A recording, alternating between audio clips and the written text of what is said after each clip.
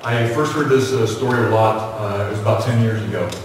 We had a Saturday morning Bible study for men at that time, and went to that, and Pastor Tim presented the story a lot all the way through, and Mike is the only one I remember for sure that was there because he cheated during the, he was looking on Tim's paper when Tim got angry. That's the only thing I remember.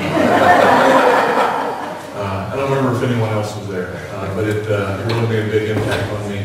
And so this year I decided that's one of the things I wanted to do was just memorize the story a lot and try to put together a lesson that went along with that, with the Bible passages as well.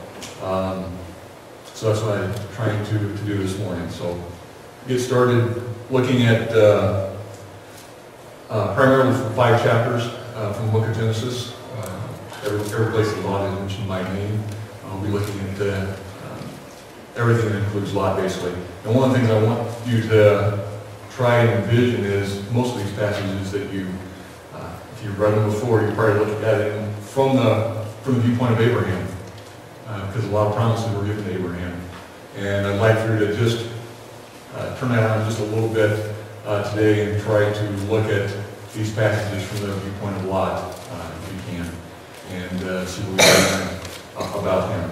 So let's get started. You see on the screen, if you want to follow along in your Bible, you can do that. If you just want to listen, you can do that as well. I'm going to start with at the end of Genesis chapter 11. And it says, this is the account of Terah. Terah became the father of Abram, Nahor, and Haran, and Haran became the father of Lot. While his father Terah was still alive, Haran died in Ur of the Chaldeans, the land of his birth. Abram and Nahor both married. The name of Abram's wife was Sarai. The name of Nahor's wife was Milcah. She was the daughter of Haran, father of both Milcah and Iscah. Now Sarai was barren, she had no children. Terah took his son Abram, his grandson Lot, the son of Haran, and his daughter-in-law Sarai, the wife of his son Abram, and together they set out from Ur of the Chaldeans to go to Canaan. But when they came to Haran, they settled there. Terah lived 205 years, and he died in Haran. The Lord had said to Abram, leave your country, your people, and your father's household, and go to the land I will show you. I will make you into a great nation, and I will bless you. I will make your name great, and you will be a blessing.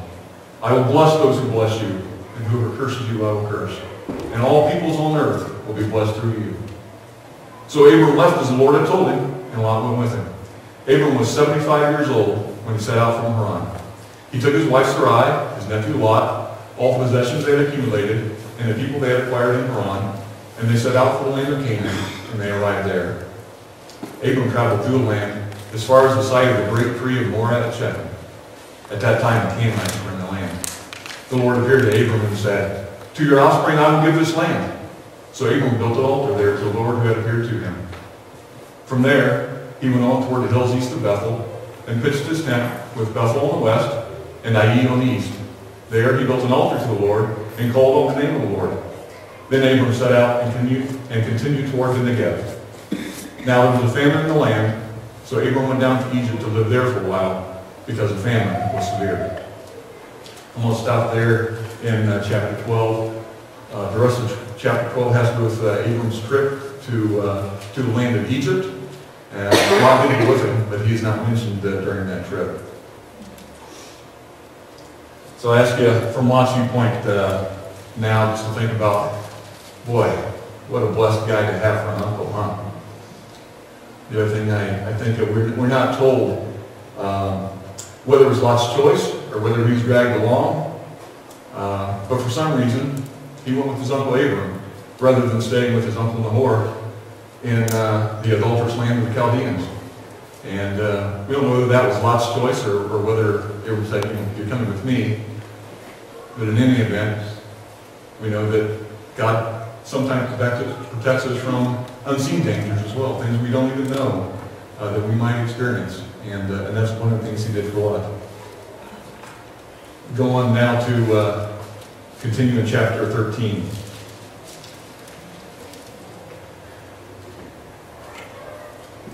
So Abram went up from Egypt to the Negev with his wife and everything he had, and Lot went with him. Abram had become very wealthy in livestock and in silver and gold. From the Negev, he went from place to place until he came to Bethel, to the place between Bethel and Ai, where his tent had been earlier and where he had first built an altar. There, Abram called on the name of the Lord. Now Lot, who was moving about with Abram, also had flocks and herds and tents. But the land could not support them both while they stayed together, for their possessions were so great that they were not able to stay together. And quarreling arose between Abram's herdsmen and the herdsmen of Lot. The Canaanites and Perizzites were also living in the land at that time. So Abram said to Lot, let's not have any quarreling between you and me, or between your herdsmen and mine, for we are brothers. Is not the whole land before you? Let's part company. If you go to the left, I'll go to the right. And if you go to the right, I'll go to the left. Lot looked up and saw that the whole plain of Jordan was well watered, like the garden of the Lord, like the land of Egypt toward the water. This is before the Lord destroyed Sodom and Gomorrah. So Lot chose for himself the whole plain of Jordan and set out toward the east. The two men parted company. Abram lived in the land of Canaan, while Lot lived among the cities of the plain and pitched his tents near Sodom. Now the men of Sodom were wicked and were sinning greatly against the Lord. The Lord said to Abram, after Lot had parted from him, lift up your eyes from where you are, and look north and south, east and west. All the land that you see I will give to you and your offspring. I will make your offspring like the dust of the earth, so that if anyone could count the dust, then your offspring could be counted. Go, walk through the length and breadth of the land, for I am giving it to you. So Abram pitched his tents, and went to live near the great trees of Mamre at Hebron, where he built an altar to the Lord. Sorry, I should have went on to the chapter 13 passage there. Lot did make a choice, an intentional choice in this passage. He could have made a couple other ones. He could have decided to stay and just control his own herdsmen. Or he could have done what would have been right and given Abram the choice. Abram being his elder, Abram should have had the choice to whether he was going to go to the left or to the right, but he gave that choice to Lot.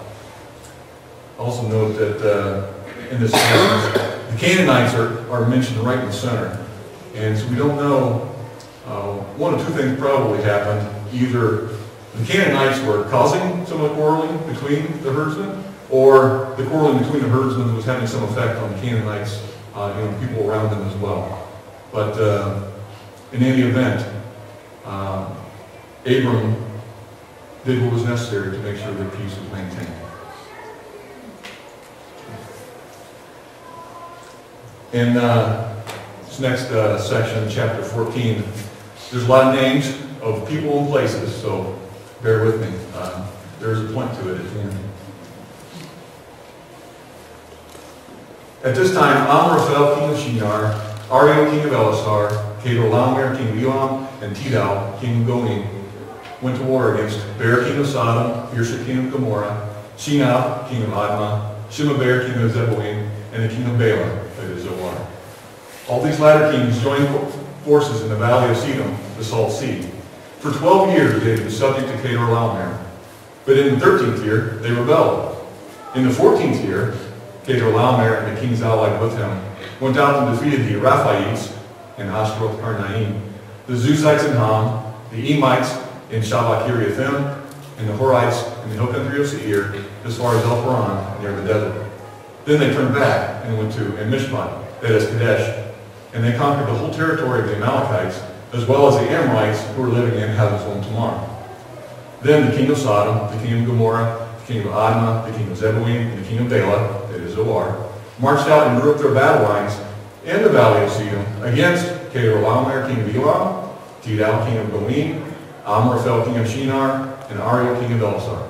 4 kings against 5. Now the valley of Sedom was full of tar pits. And when the kings of Sodom and Gomorrah fled, some of the men fell into them, while the rest fled to the hills. The 4 kings seized all the goods of Sodom and Gomorrah and all their food. Then they went away. They also carried off Abram's nephew Lot and his possessions, since he was living in Sodom. Now one who had escaped came and reported this to Abram the Hebrew. Now Abram was living near the great trees of Mamre, the Amorite, a brother of Eshcol and Aner, all of whom were allied with Abram. When Abram heard that his relative had been taken captive, he called out the 318 trained men born in his household and went in pursuit as far as Dan. During the night, Abram divided his men to attack them, and they routed them, pursuing them as far as Hobah, north of Damascus. They recovered all the goods and brought back his relative Lot and his possessions, together with the women and the other people. It's pretty amazing that a king who just defeated at least 6 nations has a guy like Abraham just go after him just to get his nephew back. Abram could have had the attitude that, Lot got what he deserved, right? He was living in Sodom. He knew what kind of city that place was. But Abram had compassion on him and went after him in spite of the consequences.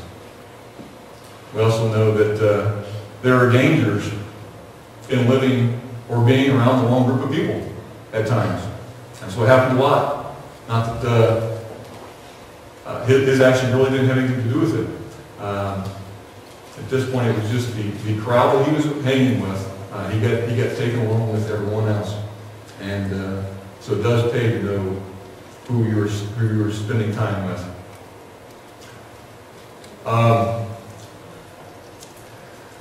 We go from this section to the next section where Lot is mentioned in chapter 18. And here we find at least 14 years have passed during these passages. At the end of chapter 14, Abraham meets Melchizedek,